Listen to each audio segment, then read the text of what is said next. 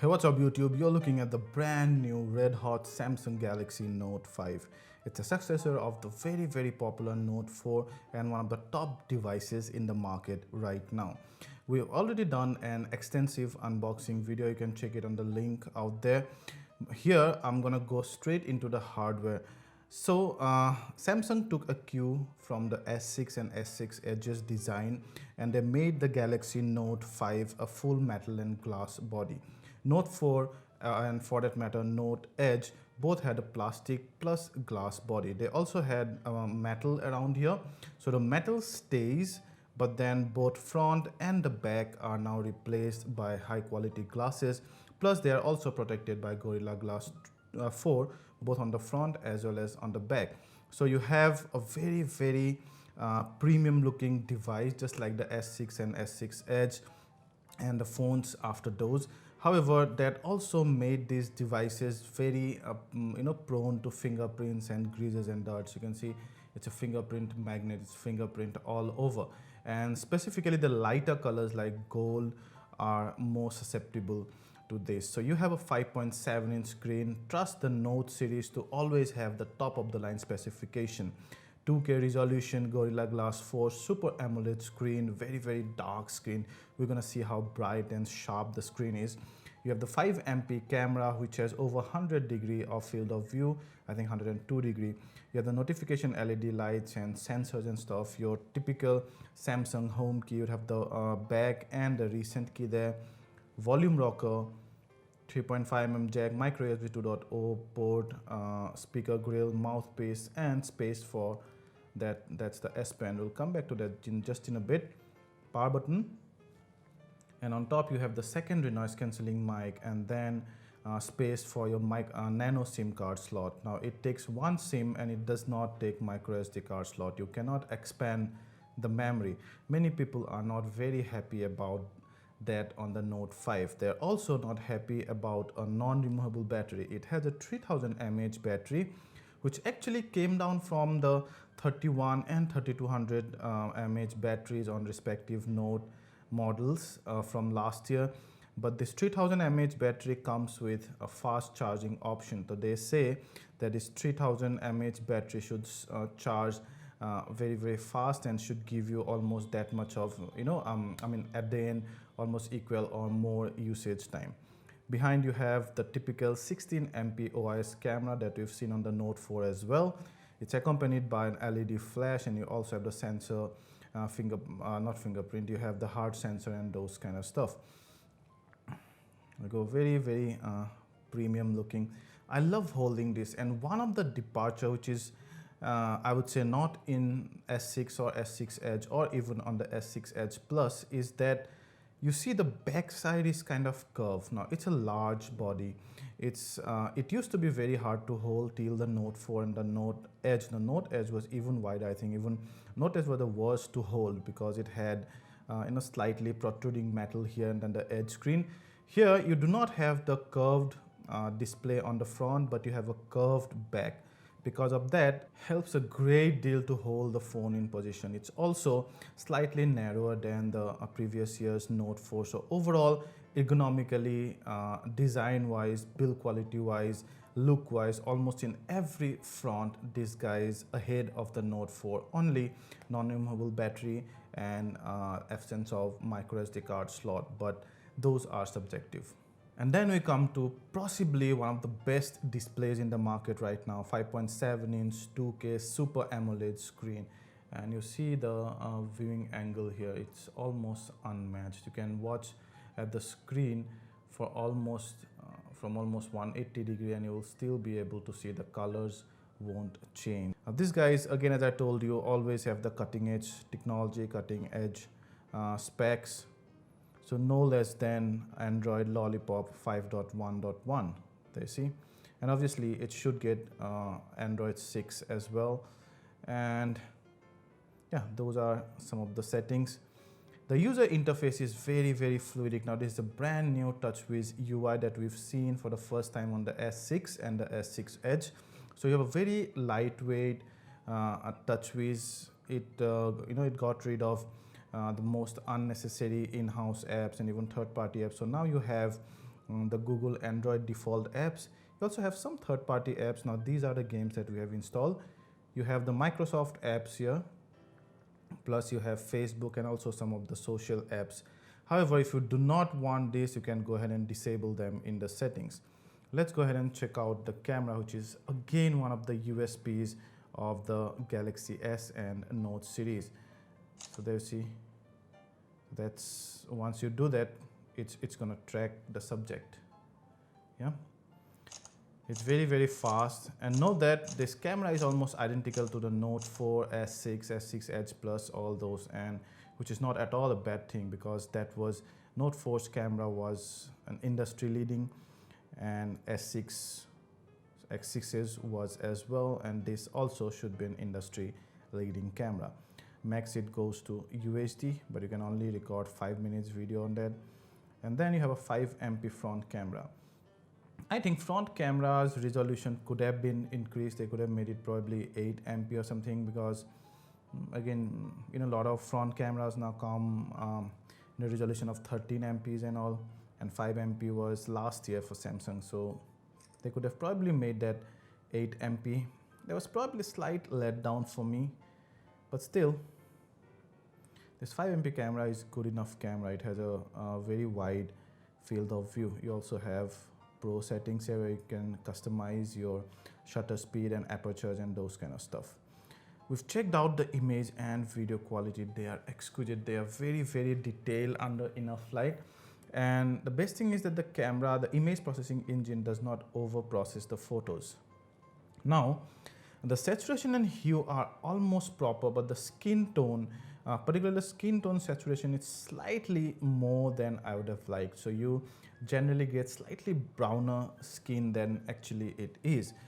And other colors are fine. I think it does not oversaturate the pink and the red color much, very slightly though. And also, I think there's another thing I have actually noted. I might be wrong, but the first chance that you get on the Note 5, you should check that. Now what happens is that you have these many modes: auto, pro, and selective focus. Now whenever it's auto, you can see these pictures. So one of the pictures I took it in auto, one in pro, one in selective focus, and they almost all look the same. Now that means that maybe auto is automatically applying selective focus whenever it sees two planes, whenever it sees that there's a substantial distance between the subject in the foreground and the background. Maybe it's automatically applying the selective focus. But even in pro, where it should not have applied that, we could see almost the same. So does that mean that actually the camera is showing that depth of field naturally? If that's true, then it's amazing. But if it's applying a software one, which I believe is more likely, because of obviously it does not have a shutter blade, and from the pictures you will know that the depth of field, the way it's achieving the depth of field is not exactly natural. So it's, I think, mostly on the software based. But if that's true, then probably I would have liked the camera to reserve this kind of software based depth of field to the selective focus mode only.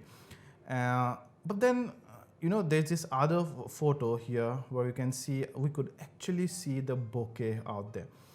So if whatever effect is applying, however the algorithm is of this camera, it's actually giving us some great emphasis on the subject, some great depth of field, some very good bokeh that I haven't seen on many flagship devices till now. So that's one thing to note of. So it can go either way. It's very subjective. You might like this kind of depth of field, you might not. I would take it for a phone camera at least. The videos are sharp, not only in the center from end to end, even under low light, the details do not drop much, and the camera does a great job in checking the noise. So all in all, I still think this is the best camera in the industry right now, but we are yet to see the Z5 camera, and that's creating quite a ripple. So I'll have to see that, but till now, I think this camera should be the best one.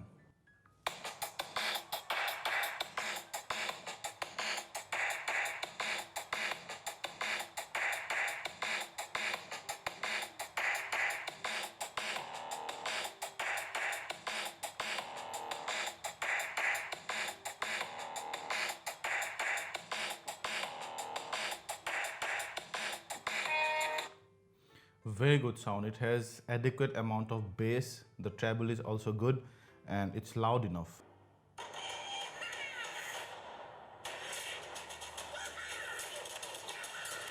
Amazing. You guys, did you see that? I just was like, what? Very good cinematic sound. Very good vocals. Very good 3D surround sound. So extremely good. Very good speaker output. We also did some benchmark testing and gameplays you can check out in our dedicated videos. But to sum it up, this guy did extremely well in benchmark as well as the gaming test as well. Now let's quickly talk about some of the S Pen feature, which is the highlight of the Note series and the Note 5 as well. So the S Pen now has this nice knot here. You see, it's kind of a clip. It goes and secures in its place nicely, and then you take it out here. So this is an improved S Pen. It's still, I think this part is plastic, but it has more pressure point. It's more precise, and there are some new features. For example, this here already says write memo on screen. So one of the new and my personal favorite is that even if when your screen is off in the sleep mode, you can just pull it out and you can just start writing on the screen. You see, and then you can save it. So you do not have to lose any time at all. Number two is that if your screen is on, now you can have the air command pop up the moment you pull out the S Pen. And the air command is also totally new. You can see you can now edit also, and you have 4 command. Now you can also add a command. You could not do that with the Note 4. Let's say you have a web page open and that scrolls down like this, and you want to take a screenshot, but you want to take a screenshot of the whole web page and not only of the frame. So what you do is you go take a screenshot, yeah, and it gives you an option called scroll capture. Once you press that, this guy will automatically capture the whole web page. See, so you say done, and then now you have the whole web page and not only that frame. So this is immensely helpful in case you have a very long web page and you want to send your client, or you want to do something on the whole web page and not only on the frame. On the frame is always easy, that's usual. The S Note suite is also hugely improved now. See, it pops up really quickly, does not take much time at all.